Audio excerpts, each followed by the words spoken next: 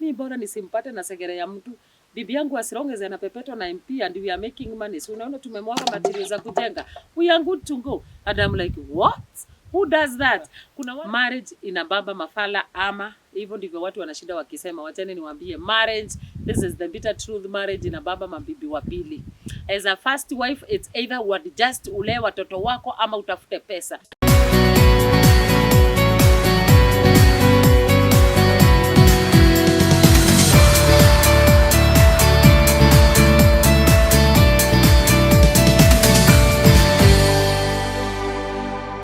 Kila mtu anashinanga akiuliza marriage inababa nani? Watu wengi wanasema marriage inababa mafala. Wacheni niwaambie. Mimi nimefanya my research na wacheni niwaambie, this is the bitter truth. Good wives, hakuna mwanamke ameolewa akiwa wa kwanza ashawaifiwa na marriage. It's only the 10%. Hao 10% ni wagani? Kujeni tuongelelee hii topic kwa sababu imekuwa serious, watu wakisema marriage inababa mafala. Hapana, marriage is good and I support it, but good wives hawajawahi kuwa favored na marriage. It's only the 10%. Join me to discuss, tujue ni 10% ni gani na 90% ni gani. Kujeni tukiongea. Nikiwaambia ukweli mnakasirikanga, wachani niwaambie. Ukifanya research, mwanamke mwenye ameolewa wakiwa wa kwanza, society in Africa inajuanga as a good wife you are supposed to tolerate any nonsense. Let me tell you. Inafika place wewe ukiwa bibi wa kwanza kuna ile ujinga unaona but lazima utolerate. Kwa nini? Juu ya society. Let me tell you. Kwa nini nasema marriage inabamba wanawake wa kwanza 10% only. Hii 10% ni wale wanawake waliingia kwa marriage, mabwana zao walikuwa wamejipanga, as in walikuwa na do, tuseme walikuwa na pesa tu, because poverty is the enemy. Unaona, the moment umeingia kwa marriage unapata mwanaume alikuwa na kila kitu, umejengewa, mpaka kuna watu wanaingianga kwa marriage unapata mpaka umebaiwa nyumba, umebaiwa gari. Hao ni wale watu wanaenjoyingi kwa marriage. But as long as uliolewa ukiwa bibi wa kwanza mkatoka chini mkapanda juu, hakuna venye marriage itawahi kufavor. Kwa nini? Kwa sababu 90% of married men wako na mipango ya kando, na uwezi niambia otherwise. Let me tell you, si ati nasema wanaume wote wako na tabia mbaya, nimesema 90%. Kwa nini? Mwanaume mwenye mumetoka na yeye chini anafikanga place anaona it's like unambemba ufala. Sisi wanawake hatukuumbwa tukue provider. Umeget? So as a woman, the moment imefika place una provide ama maybe una support mtu 50% ya kulipa bills, obviously unafikanga place unaona it's like you are the man of the house. So inafika place mtu akikufanyia madharau kidogo unamkumbusha kwenye umemtoa. Na as a man, kwa sababu mwanaume ako na pride, hakuna mwanaume anatakanga ushinde ukimwambia kwenye umemtoa. So unaona inafikanga place mwanamume mmekaa na yeye, lakini nafika place anatafuta mtu wa type yake, as in mwenye ako chini, mwenye atanyenyekea. Usidanganywe na kamati ya roho chafu just because mlianza chini na bwanako atakupea respect. There is nothing like that. Hakuna guarantee. Hakuna guarantee ati huyu mwanaume lazima akuwe faithful kwako. Especially kama wewe ni wale watu wa kushinda wakikumbushana. Do you know hata kama umkumbushi lazima atatafuta mtu mwenye atanyenyekea. Kitu ya kwanza lazima as a woman, as long as ulikuwa unamsupport, lazima utakuwa na kakiburi, na unajua vitu zingine ni normal. Haya. Ile 10% nimesema ni wale wanawake wameingia kwa marriage, wanabaiwa mpaka magari, wanakaa fiti, hata hawako struggle. 90% nimesema ni wenye wametoka chini wameinuana. Do you know what? 90% ya wale wanawake wako kwa marriage hata ni wao hujilipia dowry. Unapata wametafuta, wanaongezea mabwana zao waende wakatafute. Our 90%, there is no way unaweza convince huyu mwanamke ako married. Wengi namfanya research, unasikianga mtu akisema mimi nilitoa 10% na yeye akatoa 10%. It's like tulitafuta pamoja, tukapeleka, tukaenda kuomba baraka kwetu. That is the thing. As a man, what are you supposed to do? Your one respect. Juu saa zingine unapata mwanamke hawezi kurespect. Niulize kwa nini? The moment umekubali bibi yako mnalipa bills 50-50, my dear friend, usi expect mwanamke akupe respect.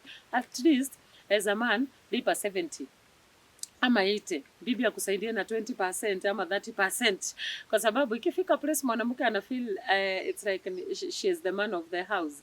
Anaona hakuna haja ya kukaa kwa marriage, there is no need ya kukaa kwa marriage na mtu mwenyewe una provide instead ya provide. As a boy child, make sure you are paying the bills like 70% ama 80%, kwa sababu cases mingi zenye ziko ni wanawake kujikalisha.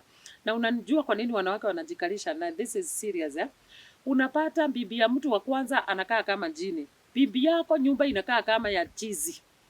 bibi yako anakaa kama chukura, lakini place yenye mwanamume ameenda kuwekana, amewekana fiti.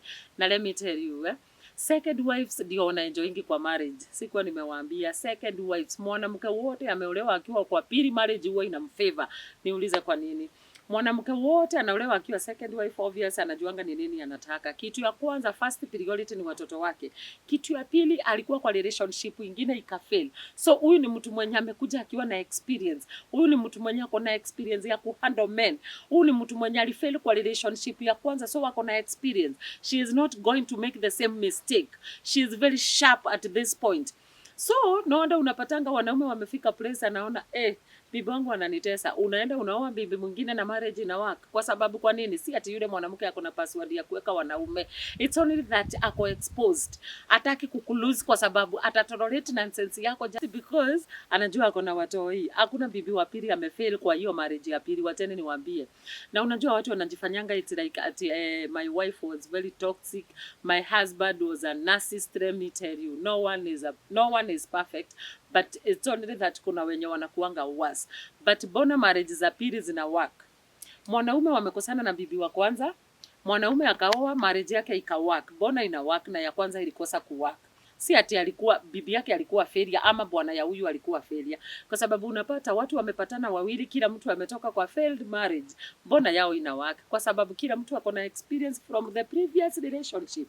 So inafika place as a man, kama bibi yako alikuwa anakushautia, obviously umeingia kwa hii relationship, umemwambia mashida za bibi yako. So yeye anajua ako after pesa. Hakuna venye atakupigia kelele, na wacha nikwambie, bibi wa kwanza lazima akupigie kelele. Niulize hata si kelele, saa zingine lazima uambiwe makosa. But the moment umetoka kwa hii marriage ya bibi wako wa kwanza, umeingia ya pili, obviously huyu umemfeed mistake ya bibi wako wa kwanza. So, juu yeye ako prepared, anajua mimi I want this and this for my kids. I'm going to tolerate your cheating ama your nonsense, but I will be there.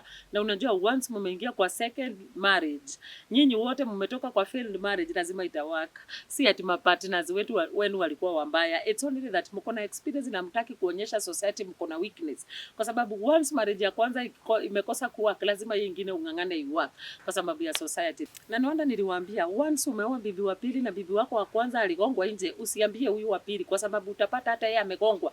Kwa sababu wanawake wanatumianga ile kitu wanajua yako negative kukuattack wakati umewattack ama umewakosea.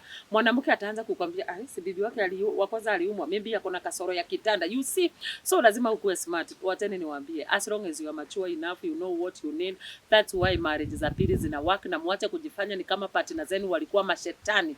Hakuna mtu alikuwa mbaya. It's only that mlikaa na mtu mkazoeana. So unajua ujinga yake, umbaya yake, sasa umeicombine yote. Unajua wacha nikwambie, mbona huyu partner wako anaweza patana na mwingine wapatane na life isonge mbele? Ni kwa sababu kila mtu anajua ni nini anataka. Hii mambo ya kushida unachomea ex wako ni kama wewe ulikuwa the good guy ama the good person, but the reality ni kila mtu ako na experience. But topic ya leo ilikuwa marriage inababa mafala, ama hivyo ndivyo watu wanashinda wakisema. Wacheni niwaambie, marriage, this is the bitter truth, marriage inababa mabibi wa pili. As a first wife, it's either just ule watoto wako ama utafute pesa. Na let me tell you a free advice, as a go-to wife, kama wewe ni go-to wife, think about your financial stability. Hii ni advice yenye uwezi pewa hata na pastor wa kwenu. Ni hypocrite. Sahi unastahili kujua bwanako anaweza oa hata akuwe bishop. Bwanako anaweza fika place mumepepetana ameboeka na wewe. This is the bitter truth. Na unajua kitu kingine inamaliza marriage. Wanaume wanakuanga na hiyo mindset, mabibi zao once wamepata watoto wanakuanga wamebeat. Do you know mwanaume atakuweka mimba na umenona, aanze kukwambia umenona na ni wewe alikuweka mimba. You see, vitu zingine uwezi epuka. Na unapata niliona mwingine akiniambia, mimi nakwambia nilitupa bibi yangu juu amejiachilia. Can you imagine the audacity? Na anajua amauma na ananiambia bibi yangu alijiachilia akanona. Na mimi hiyo time nilikuwa nangangana ku lose weight. Na jamaa ameniambia mimi bibi yangu aliniachilia, mimi nikamtupa. And I was like, si ungemwambia aende gym? He was like, mimi siwezi mwambia, hata siwezi taka aende gym. Sasa huyo ni mtu narcissist. Mtu anajua umenona na umenona juu ya kuzaa na hataki uende gym, anasema utaenda gym kupepetwa. Alafu anaoa mwingine. Alirudi kuniambia Esther kiliniramba juu mwenye nilioa venye alishika mimba alinona karibu wa bust. Alafu mwenye nilitupa sasa amerudi gym ameenda form. You see, mbona unapata your ex wife amefika place, amerudi form, amekuwa fit na amepatana na partner, kwa sababu na yeye pia alijua zile mistake alifanya kwa hiyo relationship. So hakuna mtu alikuwa mbaya, ni vyenye tu mlizoeana, hamtaki kuadjust, na hakuna watu wanataka communication. Na nimewaambia as long as mko kwa relationship, mko kwa marriage, kama hakuna communication, hiyo relationship is dead. So guys, nawaambia wachani kushinda mki-exaggerate mkisema marriage na baba mafala. We need marriage. Marriage is a good thing because it's biblical. It's only that inafika place haiwezi favor wanawake wa kwanza. Na wacheni niwaambie, kuna video nilitoa nikasema mwanaume Mkikuyu akiwa bibi wa pili, watoto wa kwanza wanakaa kama jini. Wacheni niwaambie, si jokes. Mwanaume Mkikuyu hata ukiangalia nyumba ya bibi wa kwanza inakaa kama ya jini. Unaweza dhani ni kwa mganga, lakini bibi wa pili amewekwa mpaka CCTV. Kama tiaro chafu nikiwaambia mnasema na exaggerate. This is the bitter truth. But nikaingia kwa comment section, nikaona si wa Kikuyu peke yake. Niliongea na watu wengine wa tribes zingine, wakaniambia Esther, hata kwetu ni Nyanza na unapata bibi wa kwanza, okay, si excess kama wa Kikuyu, but unapata bibi wa kwanza anafinywa sana, kwa sababu bibi wa pili amekuja anaonekana it's like she is the perfect one. Wajani maturity za ufala, hakuna mtu perfect, hakuna mtu mbaya, it's only that mumezoeana sana. Na naona unapata watu wanaatana, mtu wako anapata mtu na marriage yao ina work. Mnaatana na kabibi kanaenda kanarudi form kanapata mtu, kwa sababu wengine hata, by the way, do you know millennials wengi waliona juu ya kuwekana mimba. Kuna zile red flag uliignore ikafika place zikakuwa mob.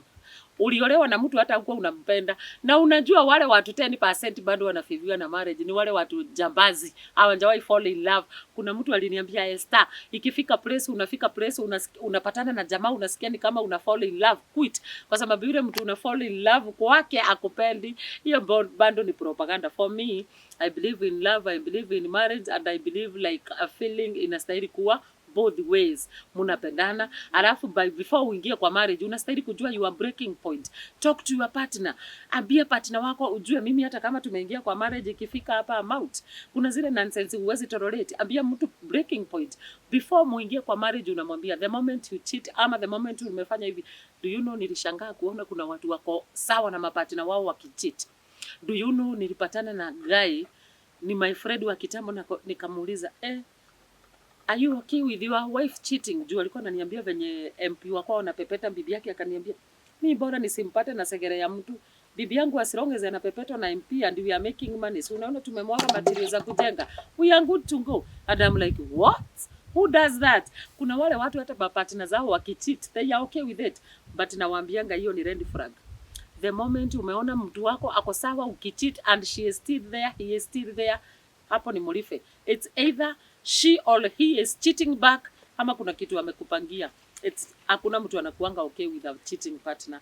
That is my bitter truth. Niliwaambia nitakuwa na create awareness guys, nawapenda sana. This is Esther Migo, tunafanya research pamoja. Kama uko na kitu unaweza taka tuguzaguze a topic, niandikie hapo kwa comment section guys, na tuendelee kusupport hii channel. Niliwaambia hii mwaka lazima to start a podcast and we are doing it. So thank you very much guys. Subscribe to my YouTube channel. Bye.